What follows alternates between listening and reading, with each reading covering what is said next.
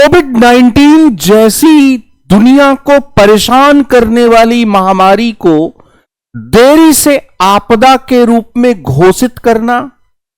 एक हवा में फैलने वाली बीमारी या एयरबॉर्न ट्रांसमिशन को पहचानने में विफलता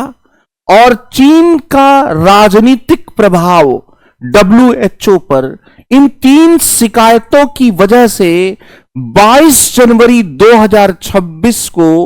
दुनिया के सबसे बड़े WHO के दानदाताओं में से एक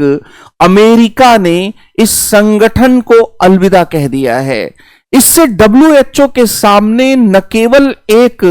बहुत बड़ा 1.1 बिलियन डॉलर का लगभग 25% के अंशदान का एक वित्तीय संकट खड़ा हो गया है, बल्कि तकनीकी और चिकित्सकीय जो श्रेष्ठता है WHO की, उसको लेकर भी संदेह के बादल मंडराने लगे हैं। अमेरिका अब द्विपक्षीय तरीके से अफ्रीकी देशों के साथ